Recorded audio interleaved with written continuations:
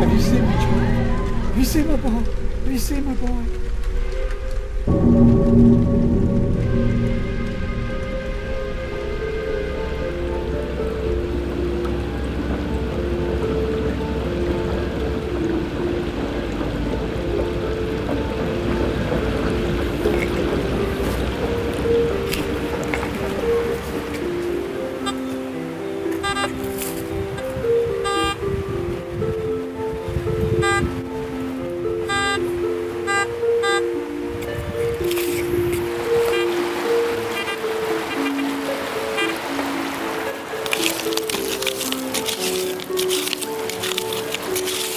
Getting in the nails again.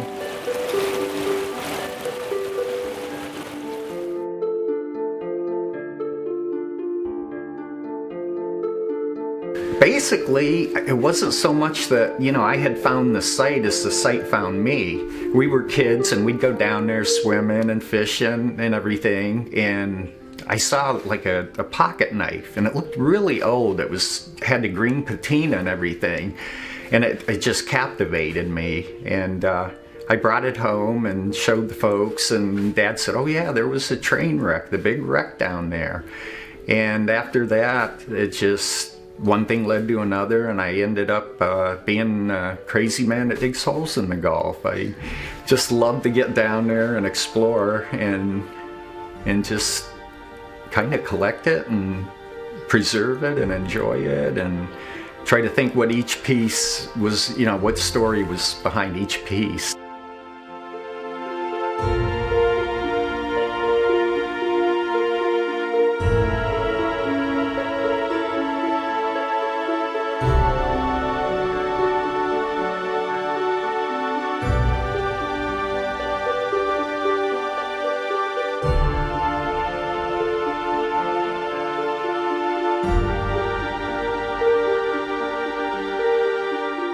My specialty is like the brass, the smaller stuff, the coins, and usually that stuff will be, I would say, maybe up to a foot deep.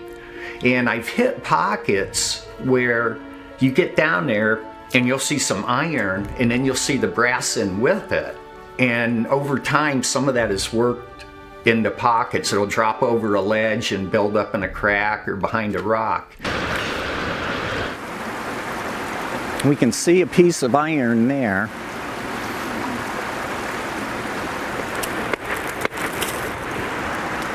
And I'm starting to break it up, but they're old washers.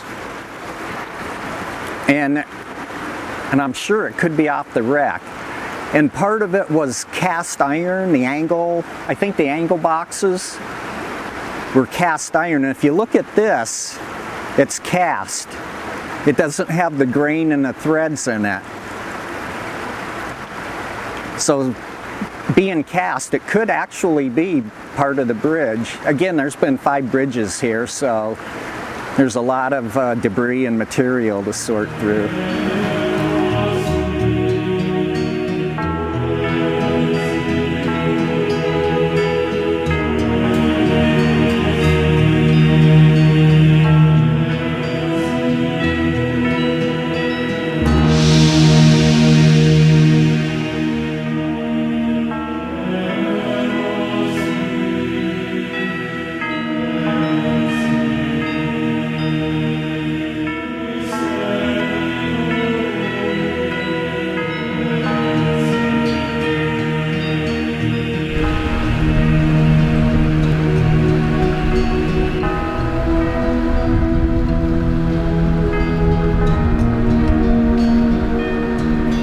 The train was on the south track. There were 2 tracks, and the train was on the south. And as the bridge broke, it actually gave in like this.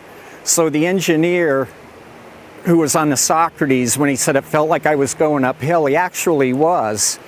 And about the third panel in is where the break occurred.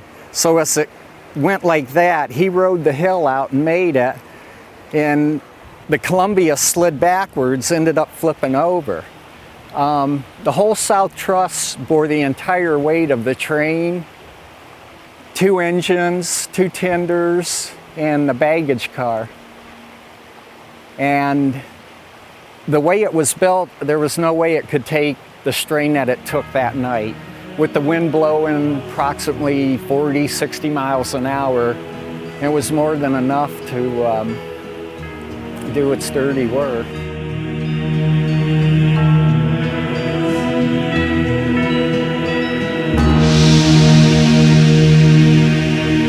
As the bridge fell, it actually fell to the north, and the train fell to the south. So pretty much the bridge did not get covered up. It fell northward, and the train tipped south, and the cars started cantilevering to the south, and a couple landed straight off, and one ended up leaning against the foundation there.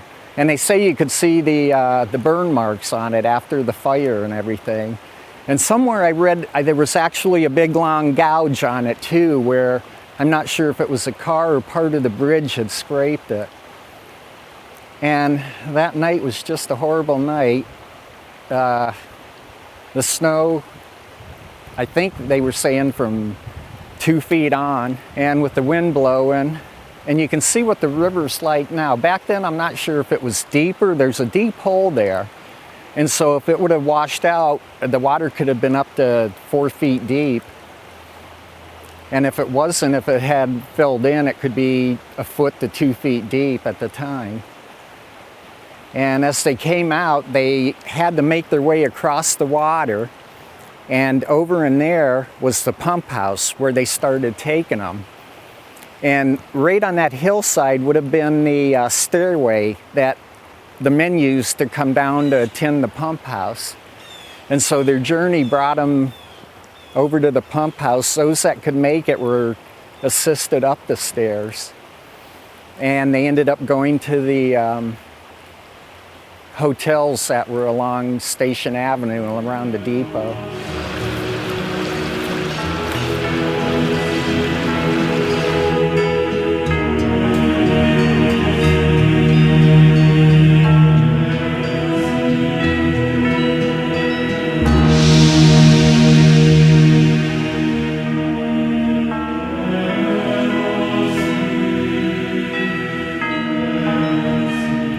I think it's the personal items. I have a few pieces of jewelry, and I can only think of the Victorian woman prop and beautiful sitting on the coach, and next thing she's in the wreckage.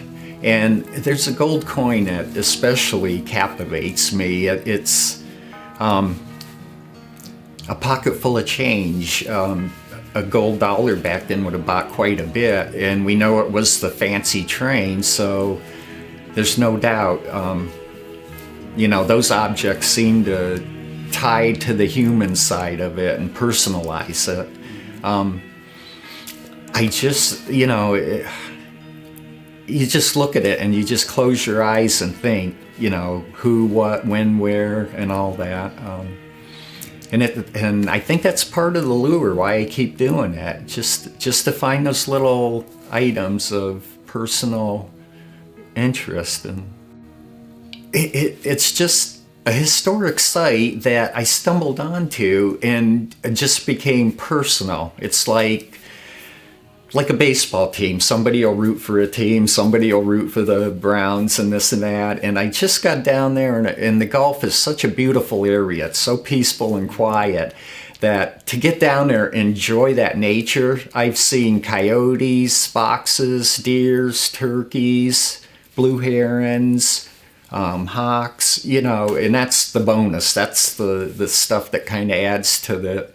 And I think that's what keeps me going there is just the quietness, the beauty, and enough fishermen now come by that you can talk and discuss different things. And I just made a connection with it for some reason. And And I think it's such to me, such a rare historical site. And I was so fortunate to be born so close to it, like 3 blocks away. And they're fun to dig. It just, every excavation is well, maybe like Christmas, you know, you're opening up something and you don't know what you're going to have. And the anticipation and everything is just really great and enjoyable.